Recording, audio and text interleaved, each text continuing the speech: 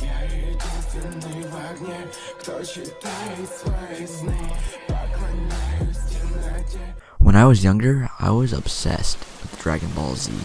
I'd read the manga, watched every episode of the anime, and I had lots of Dragon Ball Z merchandise. I had the action figures, trading cards, and I'd even played the video games like Legacy of Goku games on the GBA and Budokai Tenkaichi on the PS2. When I was watching the Buu Saga, I came across an episode that didn't make sense.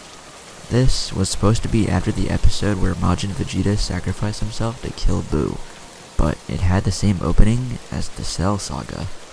The episode began with Goku playing some card game with King Kai in Otherworld. Goku and King Kai both had halos, so this must have been after Goku was killed by Cell. All of a sudden, Vegeta appeared out of thin air. He teleported to Otherworld. I don't know how, but he did. This didn't make sense, and Vegeta wasn't even dead. The living usually don't report to Otherworld, and if Vegeta was dead, wouldn't he be in hell? And then I noticed something odd about Vegeta. Vegeta had no pupils. His eyes were like a clear white void of nothingness. Also, there were tears of blood coming from Vegeta's eyes, and his skin was a pale gray tone, like he was a zombie. This sent shivers down my spine. I never seen an episode like this, but I just had to keep watching. I just had to. "You ruined me, Kakarot," Vegeta said. "You ruined me." Goku ruined Vegeta? How so? Out of curiosity, I kept watching. The screen then cut to black, and it showed Gohan doing his homework. Then Vegeta teleported into his room. "He ruined me," Vegeta said.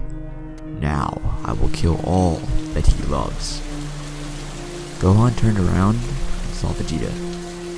"Vegeta, what happened to..." Before Gohan could even talk to him, Vegeta did a straight arm punch into Gohan's chest. His fist went through Gohan's flesh and broke through his ribcage. Vegeta then ripped a bloody heart out of Gohan's chest. Gohan died in an instant, and he fell on his bedroom floor, lifeless and dead. I was horrified and disgusted at what had just happened. Why would Vegeta kill Gohan like that? I thought Vegeta cared about Gohan, practically saved him in a fight against Cell. I had never seen anything so gruesome on Dragon Ball Z. Dragon Ball Z was violent, yes, but there was never anything that gruesome on Dragon Ball Z. Never. Vegeta was holding Gohan's bloody heart in his hand. He ate the heart like a cannibal, got blood all over his face. Then he licked blood off his mouth. I felt so sick, I wanted to vomit. What kind of sick, twisted writer would even air an episode like this? As soon as this episode started, I knew it was just a lost episode they had never aired, and just now, I had seen why it had never been aired. I kept watching, but I regretted it. I wanted to know why anyone would make an episode like this.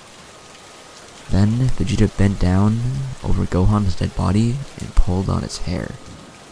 He ripped his head off and decapitated him, blood spurting out from the stump where Gohan's head used to be. Vegeta then devoured Gohan's head completely in a few seconds, leaving only a bloody skull left. Disgusted by this, I fast-forwarded this part. Vegeta was crouched down over Gohan's bloody skeleton. He had eaten the flesh off his whole body. I was so disgusted I paused the VHS so I could vomit in a bucket. After all that I had seen, I, for some reason, still wanted to watch, so I hit play. Vegeta then killed Chi-Chi and ate the flesh off her whole body, leaving only a bloody skeleton left. Chi-Chi had been pregnant with Goten at this time, and Goten was still growing in Chi-Chi's uterus. Vegeta killed and ate Goten when he was only a fetus, and he devoured Chi-Chi's uterus. I covered my eyes at this part, and I was crying. I had never seen anything so disturbing in my life. Vegeta then teleported to Kami's lookout. Piccolo, Dende, and Mr. Popo were on the lookout and were troubled by something, as if they knew what had happened. Piccolo looked at Vegeta and clenched his fists.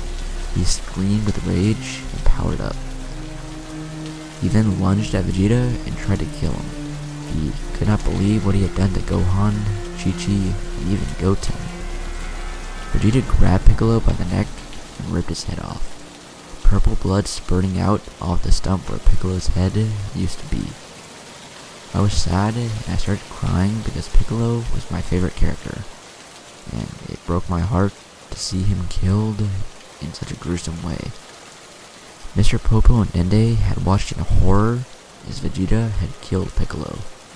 They then panicked and tried to flee, but Vegeta grabbed Dende and Mr. Popo by the necks and ripped both of their heads off like they had done to Piccolo.